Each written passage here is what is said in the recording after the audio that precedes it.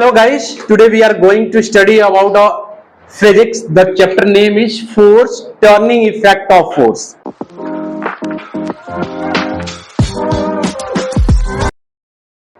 तो सबसे पहले हम समझने की कोशिश करेंगे कि what is force, what do you mean by force, what is the physical meaning of force.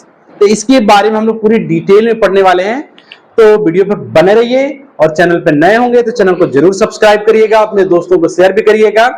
तो चलिए शुरू करते हैं। तो हमारा टॉपिक है गाइज फोर्स।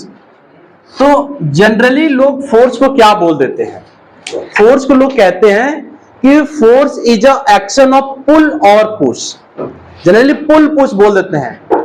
तो ठीक है, मान सकते हैं कि force is the pull of push होता है, लेकिन इसकी फिजिकल मीनिंग क्या होती है, रियल मतलब क्या होता है फोर्स का? तो force is an external factor और effect which tend to change the position of body और change the position of body. What does mean? If I will say that I have kept this duster on my hand, इसके ऊपर कोई force नहीं लगेगा तो इसकी position change नहीं होगी। अगर मैंने इसके ऊपर फोर्स लगाया तो ये फोर्स क्या कोशिश कर रहा है? इसकी पोजीशन को चेंज करने की कोशिश कर रहा है, इसकी पोजीशन को चेंज कर रहा है। लेकिन अगर हम फोर्स इस बोर्ड पे लगाएं, इस व्हाइट बोर्ड पे लगाएं, तो इस बोर्ड को चेंज करने की कोशिश कर रहा है, चेंज नहीं कर पा रहा है क्योंकि इसकी इनर्शिया, इसकी मैग्नीट्यूड ज्यादा है। लेकिन अगर इसी हम व्हाइट बोर्ड को जेसीबी से फोर्स लगा दूं तो ये टूट जाएगा, वॉल भी ब्रेक हो जाएगा और ये हमारा बोर्ड भी ब्रेक हो जाएगा। इसका मतलब क्या हुआ कि ये हमारा बोर्ड क्या हो गया, अपनी पोजीशन से चेंज हो गया due to the action of force. तो फोर्स जनरली क्या होता है? Force is an external factor और effect which try to change the position of body और change the position of body. SI unit of force क्या होता है guys? Newton. SI unit जो होता है वो क्या होता है? न्यूटन। और बहुत ही मजेदार फैक्ट बताता हूं, force always exist in pair form. Force कभी भी अकेला नहीं होता है। क्यों नहीं हो सकता है? क्योंकि फोर्स के अगर हम कहीं भी फोर्स अप्लाई करेंगे तो उसका रिएक्शन फोर्स जरूर आएगा। फोर्स कभी सिंगल हो ही नहीं सकता। Force always exist in pair form. Got it? चलिए, फोर्स हमारा जो होता है वो वेक्टर क्वांटिटी होता है। क्या होता है? Vector quantity. Force is a vector quantity. Vector quantity क्या होता है गाइस? जिसके पास magnitude as well as direction both होता है। The quantity, the physical quantity which have magnitude as well as direction, that is known as vector quantity. तो vector quantity, force के पास डायरेक्शन होता है और मैग्नीट्यूड भी होता है। ठीक है। फोर्स की अदर यूनिट की अगर हम बात करें तो सीजीएस यूनिट होता है डाइन। क्या होता है? डाइन। और फोर्स की एमपीएस यूनिट क्या होती है गाइज? ये होती है केजी मीटर पर सेकेंड स्क्वायर। ये यूनिट कहां से आ रहा है? तो सबसे पहले हम फोर्स कैसे कैलकुलेट करते हैं, ये न्यूटन ने अपने सेकेंड लॉ में बताया। न्यूटन ने अपने सेकेंड लॉ में क्या बताया कि अगर कोई बॉडी के ऊपर हम एक्सटर्नल फोर्स लगा रहे हैं तो उस बॉडी के अंदर मोमेंटम में चेंज होगा। इसका मतलब क्या हुआ? According to Newton second law of motion, if a body is in motion and an external force is acting on that, then the rate of change of linear momentum is directly proportional to the external force acting on that body. This is the Newton second law. तो इसको हम लिखते कैसे हैं बच्चों? इसको लिखते हैं F equals to delta P upon delta T। अभी हमारे 10th स्टैंडर्ड पे अभी तो इतने लेवल है, लेकिन अगर इसको हम ऐसे भी लिख सकते हैं dP upon dt, यानी कि F equals to क्या हो गया? dP upon dt। ये dP क्या है बच्चों? Change in linear momentum. और ये dt क्या है? चेंज इन टाइम, है ना। और हम लोगों ने पढ़ा है लीनियर मोमेंटम क्या होता है गाइज? P इक्वल टू होता है m इंटू v। ये तो होता है। What is linear momentum? The strength of motion of an body is known as linear momentum and that can be calculated by the product of mass to the velocity of that body. इसको हम बोलते हैं linear momentum. क्या बोलते हैं? Linear momentum. Class 9th में आपने इसको अच्छे से पढ़ा है ना। अब ये P की वैल्यू बच्चों यहां उठा कर रख सकता हूं मैं, तो F इक्वल टू हो जाएगा D और M into V upon dt। अब देखो किसी भी बॉडी की जो मास होता है ना वो क्या होता है? कांस्टेंट होता है। मास तो चेंज नहीं होगी ना। अगर सपोज करो हमारे पास ये डस्टर है, तो इस डस्टर के ऊपर फोर्स भी लगाएंगे तो इसका मास तो चेंज नहीं होगा ना। मास हमारी यूनिवर्सल क्वांटिटी होता है, ये चेंज नहीं होगा। तो मास कांस्टेंट है तो मास को हम क्या लेंगे? बाहर। तो ये हमारा क्या हो जाएगा बच्चों? F is equal to M बाहर आ गया dv अपॉन dt। अब हमको ये बताओ dv अपॉन dt क्या होता है बच्चों? एक्सेलरेशन। ये क्या होता है? एक्सेलरेशन। यानी कि हम लिख सकते हैं F is equal to M और इंटू A। तो एक हमारे पास फॉर्मूला आ गया मास इंटू एक्सेलरेशन। अगर किसी बॉडी की मास दे रखी है और उसकी एक्सेलरेशन दे रखी है तो हम जनरली फाइंड कर सकते हैं क्या? Force acting on that body. आई बात समझ में?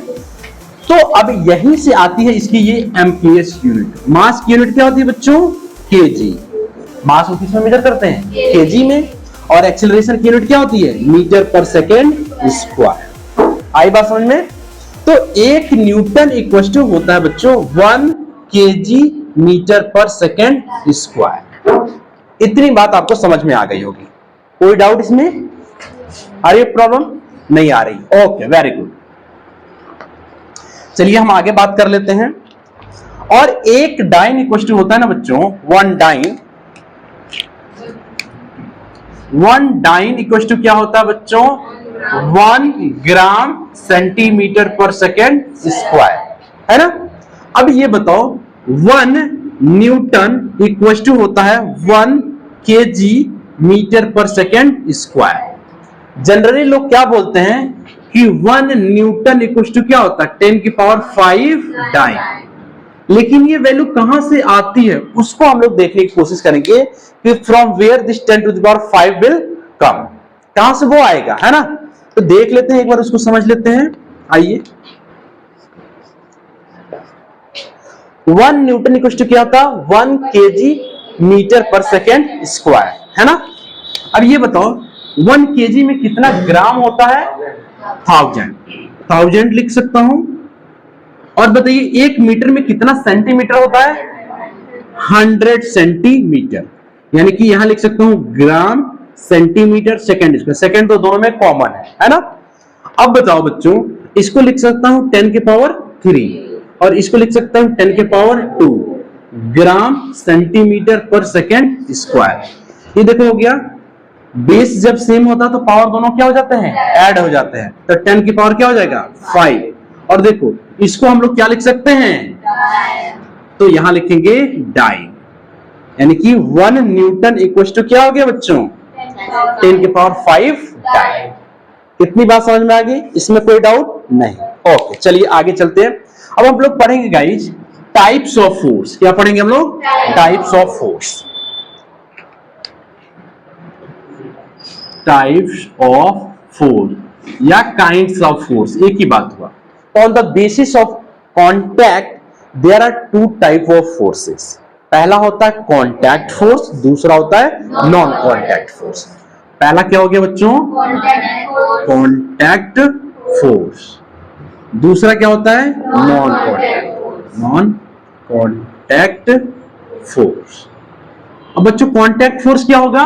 The force which comes into the existence with surface. किसी सरफेस की वजह से, किसी कॉन्टैक्ट की वजह से अगर कोई फोर्स एग्जिस्टेंस में आता है तो उसको हम लोग क्या बोलते हैं? Contact force. जैसे frictional force, yes exactly, frictional force, muscular force या रिएक्शन फोर्स। क्या आएगा? Reaction force. क्या मतलब हुआ फ्रिक्शनल फोर्स का? मतलब जब किसी ऑब्जेक्ट को किसी सरफेस के ऊपर रखते हैं और फोर्स लगाते हैं तो ये जो सरफेस का कांटेक्ट है ना वो इसको क्या करती है? रेजिस्ट करती है आगे बढ़ने से, रोकती है इसकी मोशन को। उस फोर्स को हम क्या कहते हैं? Frictional force. इसको हम लोग 11th में डिटेल में पढ़ेंगे। वहां एक चैप्टर ही है फ्रिक्शन। फ्रिक्शन के टाइप भी वहां पढ़ेंगे। Kinetic friction, static friction, limiting friction, वो हमारे 11th क्लास की चीज है। हमें यहाँ इतनी पढ़नी है कि जो फ्रिक्शनल फोर्स है वो किसकी टाइप है, कांटेक्ट फोर्स है। और रिएक्शन फोर्स क्या होता है बच्चों, जब कहीं पर हम प्रेस करते हैं, जब पुल करते हैं, तो वो एक क्या देती है, रिएक्शन फोर्स देती है। जैसे मैं इसको प्रेस कर रहा हूं ना, तो ये हमको एक ऑपोजिट डायरेक्शन में क्या देता है, रिएक्शन फोर्स। जैसे यहां देखिए,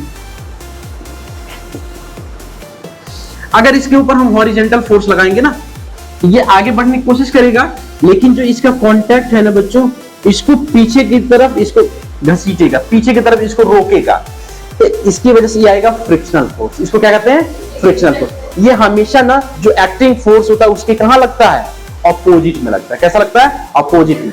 अब रिएक्शन फोर्स क्या होता है, सपोज करिए ये फोर्स है,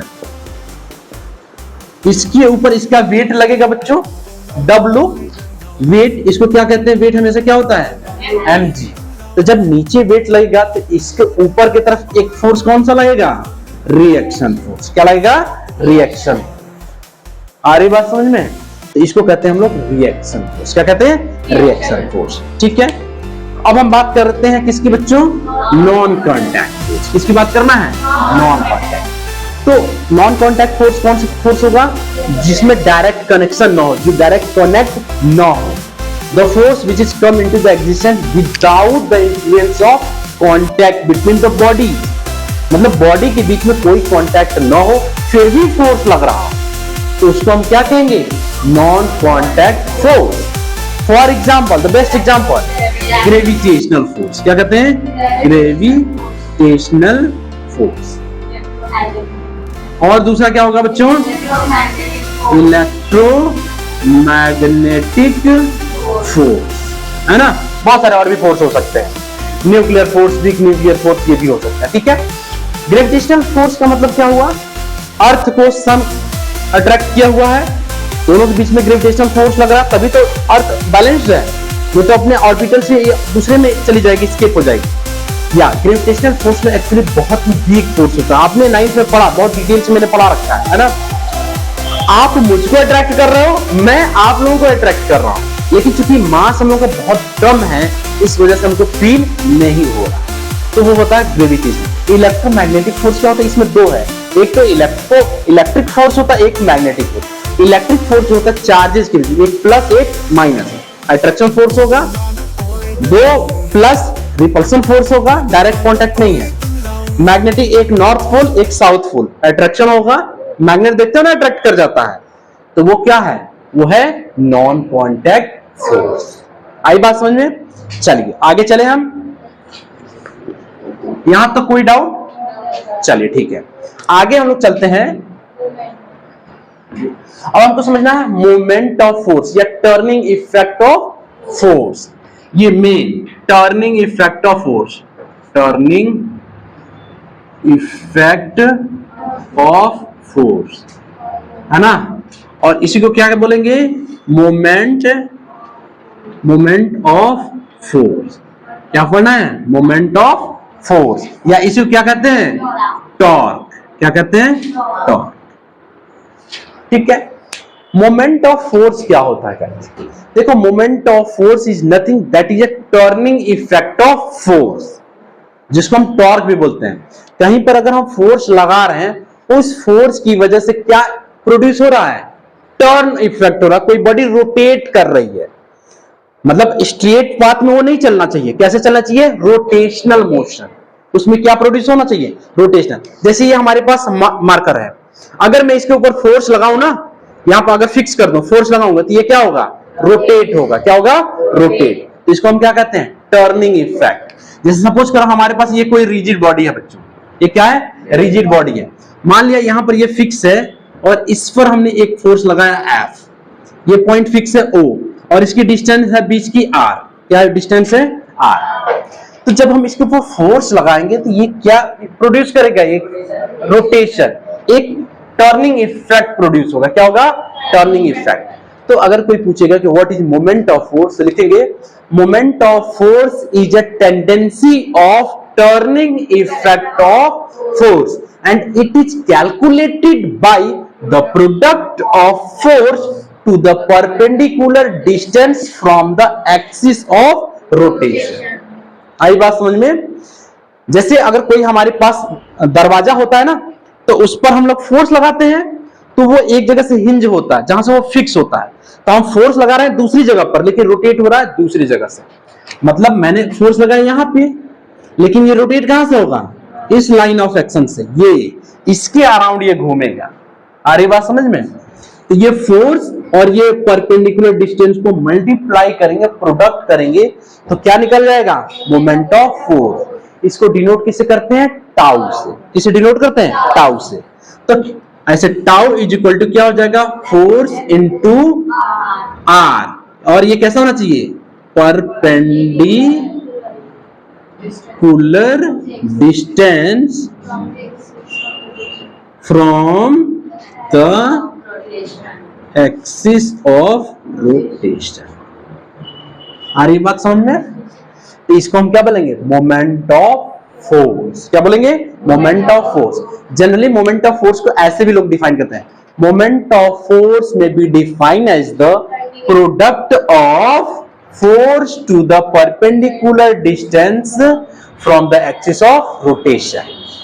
लेकिन इसकी फिजिकल मतलब होगा कि moment of force is the tendency. मतलब टेंडेंसी मतलब समझते हो? उसकी एक प्रवृत्ति होती है, खुद की अंदर की एक इच्छा होती है कि फोर्स जब लगाएंगे टेंडेंसी होगी टर्न होने की, मतलब रोटेशनल मोशन में होने की, तो उसको हम बोलते हैं मोमेंट ऑफ फोर्स। इसकी यूनिट क्या होगी बच्चों? अब तो ये बताइए, ये एफ की यूनिट क्या होती है? न्यूटन, और ये डिस्टेंस की यूनिट मीटर। इसको क्या बोलेंगे? Newton metre. क्या बोलेंगे? Newton metre. ठीक है। और ये भी हमारा क्या होता है? Vector quantity. क्या होता है? Vector quantity. This is also a vector quantity. ठीक है। इसकी सीजीएस यूनिट क्या हो जाएगी बताओ बच्चों? ये तो हो गई एसआई यूनिट। सीजीएस यूनिट क्या होगी? सीजीएस यूनिट क्या हो जाएगी? Dyne centimetre. और एक न्यूटन मीटर इक्वल टू कितना हो जाएगा? 10 के पावर 7 डाइन सेंटीमीटर। और ये कैसे 10 के पावर 7 आएगा, ये आपको पता होना चाहिए। एक और जगह हम लोगों ने ये बात पढ़ी थी। कहां? नहीं, जहां हम लोग वर्ग पढ़ रहे थे। 1 joule equal to 10 to the power 7 erg. याद आ रहा है? ये 10 के पावर 7 कैसे आएगा? समझ में आ रहा है कि नहीं? निकाल के दिखा दूं। 10 के पावर 5 तो डाइन ही होता है, और ये सेंटीमीटर हो गया ना, तो 10 के पावर 2 हो गया, तो दोनों पावर ऐड हो गया, तो 10 के पावर 7। बिल्कुल सिंपल सा है। इतनी बात समझ आ गई? चलिए आगे हम लोग चलते हैं। अब क्या समझेंगे बच्चों? हम लोग क्या समझेंगे? Factor affecting of turning effect. क्या पढ़ेंगे? Factor affecting of turning effect. Factor affecting of turning effect. Turning effect किस चीज पे डिपेंड करता है? तो मेजरली दो चीजों पे डिपेंड करता है। किस पे डिपेंड करता है? क्योंकि हमारे पास फॉर्मूला है टाउ इक्वल टू क्या होता है? F into R. तो ये बताओ, किसी भी ऑब्जेक्ट के ऊपर, किसी भी बॉडी के ऊपर जितना अधिक हम फोर्स लगाएंगे, उतना ही ज्यादा वो क्या करेगा? टर्निंग इफेक्ट करेगा, टर्न करेगा। यही तो बात आ रही है। जितना अधिक फोर्स, देखो डायरेक्टली प्रोपोर्शनल दिख रहा है ना, तो जितना अधिक फोर्स हम लगाएंगे उतना ही अधिक वो क्या करेगा? Turning effect. तो पहला है कि greater the force acting on a body that produce a greater turning effect. आई बात समझ में? दूसरी बात, greater the force, greater will be turning effect। Short form में ऐसे लिख सकते हैं। दूसरी बात, जितना अधिक इसकी है ना परपेंडिकुलर डिस्टेंस होगा, जितना अधिक है ना परपेंडिकुलर डिस्टेंस होगा, उतना ही अधिक टॉर्क होगा, क्योंकि ये भी क्या है? डायरेक्टली प्रोपोर्शनल है। देखो, जितना अधिक आर होगा उसको मल्टीप्लाई करेंगे उतना ही अधिक क्या होगा? टॉर्क होगा। तो लिखेंगे second point, maximum the distance, perpendicular distance, perpendicular distance from the axis of rotation maximum the turning effect. मतलब हमने क्या यूज किया, यहाँ ग्रेटर यूज की इसलिए ग्रेटर यूज किया, यहाँ मैक्सिमम यूज किया इसलिए यहाँ मैक्सिमम, है ना। बात समझ में आ रही है। टर्निंग इफेक्ट कब ज्यादा होगा, जब मैक्सिमम फोर्स लगेगा या distance from the axis maximum होगा, तो उतना अधिक क्या होगा, टर्निंग इफेक्ट आएगा। आगे बात समझ में। चलिए अगला टॉपिक क्या है बच्चों, हम क्या करेंगे आगे। हाँ, negative and positive moment of force. Negative and positive moment of,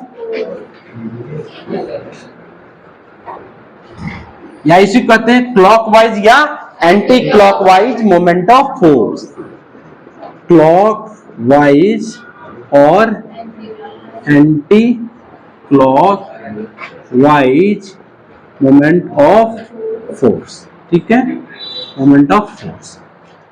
देखो क्या मतलब होता है, सपोज कि हमारे पास एक मीटर स्केल है। मीटर स्केल क्या होता है, जिसको हम रूलर भी बोलते हैं। एक मीटर का कोई एक मेटालिक हमारे पास मीटर रूल होता है। क्लॉथिस शॉप पे जाते हैं ना, तो जब कपड़ा खरीदते हैं तो उसके पास एक मीटर स्केल होता है, उसी को कहते हैं रूलर। क्या कहते हैं, रूलर।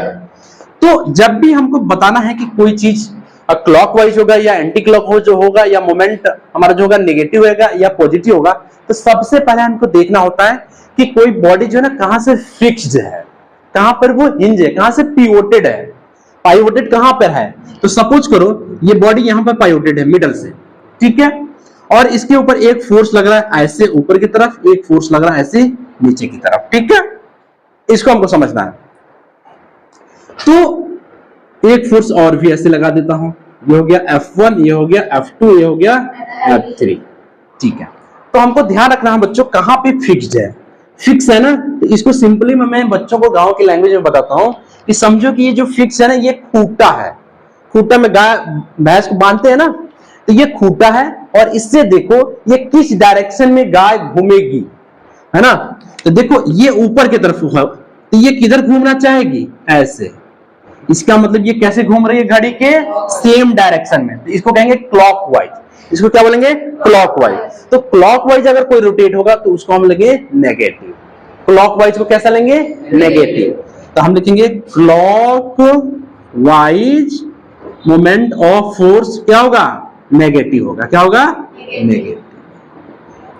अच्छा ये बताओ बच्चों, ये भी कैसा घूमेगा, ये भी क्लॉकवाइज और ये भी क्लॉकवाइज। तो इसकी डायरेक्शन हम ऊपर कर देते हैं थोड़ा सा, ये हो गया हमारा ऊपर की तरफ F2 हो गया। तो अब देखिए ये कैसे घूमेगा बच्चों, ये ऐसे एंटी क्लॉकवाइज। तो F2 क्या बनाएगा, F2 क्या आएगा, anti clockwise. Anti clockwise, anti clockwise क्या होगा, पॉजिटिव। तो क्लॉकवाइज में कौन सा आ रहा है, F1 आ रहा है एंड F3, और एंटी क्लॉकवाइज में कौन सा आ रहा है, F2। समझ आ रही है, ये नहीं समझ में आ रही है। ये इसको ऊपर इसलिए लगा दिया ताकि ये कैसा बना ले, एंटी क्लॉकवाइज। अगर डाउनवर्ड कर देंगे तो फिर क्लॉकवाइज हो जाएगा। देखो ये खूंटा है ना, तो गाय इधर बधी है, तो ये किधर घूमना चाहेगी, इधर, एंटी क्लॉकवाइज। तो इधर भी घूम सकती, इधर भी घूम सकती, कई सारे फोर्स लग सकते हैं एक सिस्टम पे, मल्टीपल वेरियस फोर्स। अभी हम लोग पढ़ेंगे equilibrium, several forces acting on a body, है ना, दैट शुड बी जीरो। तो उसको कहते हैं हम लोग क्लॉकवाइज और ये एंटी क्लॉकवाइज। ये बात समझ में आई। क्लॉकवाइज मोमेंट ऑफ फोर्स कब होगा, जब नेगेटिव हमारा मोमेंट ऑफ फोर्स कब होगा, जब क्लॉकवाइज वो घूम रहा है। पॉजिटिव कब होगा, जब एंटी क्लॉकवाइज। आई बात समझ में। चलिए इतनी बात समझ में आ गई, आगे चलते हैं। अब हमको समझना है इक्विलिब्रियम। क्या समझना है, equilibrium.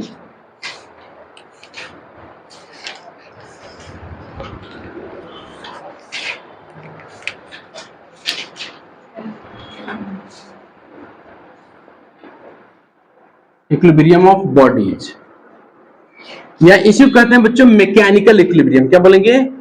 Mechanical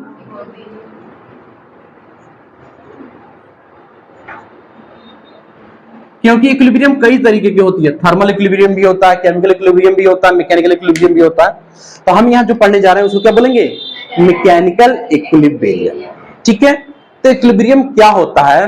when several forces acting on a body and that should be maintain their state of rest, either state of motion। अगर कोई बॉडी हमारी क्या कर रही है? मूव कर रही है या रेस्ट में है, तो रेस्ट में है तो the sum of all forces acting on that body that should be zero. और अगर कोई बॉडी मोशन में है, मोशन कर रही है, तो उसकी स्टेट वो चेंज नहीं होगी। क्यों? क्योंकि वो बैलेंस है, उसके ऊपर जितनी भी फोर्स लग रही है रिजल्टेंट फोर्स क्या होगा? जीरो होगा। रिजल्टेंट फोर्स का मतलब होता है जितनी भी फोर्सेस उस पर लग रही है, चाहे वो पॉजिटिव हो या नेगेटिव, सबको ऐड कर देंगे तो क्या आना चाहिए? जीरो। तो उसको बोलते हैं हम लोग इक्विलिब्रियम ऑफ बॉडी। और ये इक्विलिब्रियम कितने तरीके की होती है बच्चों? टू टाइप्स की। कौन कौन सी? Static equilibrium, static equilibrium, and दूसरा क्या होता है? डायनामिक। स्टैटिक क्या होता है बताओ बच्चों? When several forces acting on a body and that body should be in rest under the influence of external force, है ना? अगर कोई एक्सटर्नल फोर्स लग रहा है किसी बॉडी के ऊपर और फिर भी वो बॉडी किस में हो? रेस्ट में हो, तो उसको क्या बोलेंगे? Static equilibrium. स्टैटिक इक्विलिब्रियम हमारा होता है कि जिसमें कितनी भी फोर्स लग रही है वो सब क्या हो? जीरो हो। क्या हो? जीरो हो। डायनामिक इक्विलिब्रियम क्या होती है? जब कोई बॉडी मोशन में है, उसके रिस्पेक्ट में उसके ऊपर जब फोर्स लग रहा होता है, उनका रिजल्टेंट फोर्स क्या होना चाहिए? जीरो। तो उसको बोलते हैं डायनामिक इक्विलिब्रियम। ठीक है, अब डायनामिक इक्विलिब्रियम भी दो तरीके का होता है। कितने तरीके का? दो। एक होता है ट्रांसलेशनल इक्विलिब्रियम और एक होता है रोटेशनल इक्विलिब्रियम। ये कितने तरीके का होगा बच्चों?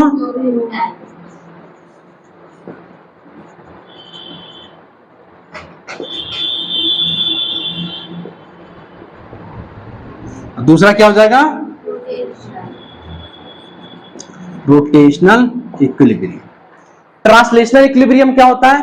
जब कोई बॉडी हमारी क्या हो? स्ट्रेट लाइन में मूव कर रही है, उसके ऊपर जो फोर्स लग रहा है, the sum of acting forces on that body that should be zero. तो इसको कहेंगे ट्रांसलेशनल इक्विलिब्रियम। क्या कहेंगे? Translational, the sum of acting forces on that body. और रोटेशनल क्या होता है? The sum of moment of force that should be zero. तब हमारा क्या होगा? रोटेशनल। इसको हम कैसे लिखते हैं मैथमेटिकल फॉर्म में? F into R is equal to zero. तो इसको कहेंगे रोटेशनल इक्विलिब्रियम। क्या कहेंगे? Rotational equilibrium. अब हमको जो मेन सबसे मेजर टॉपिक समझने वाला है, principle of moment of force या law of moment of force, जिसके ऊपर बहुत सारे हमको क्या करने हैं? न्यूमेरिकल्स करने हैं।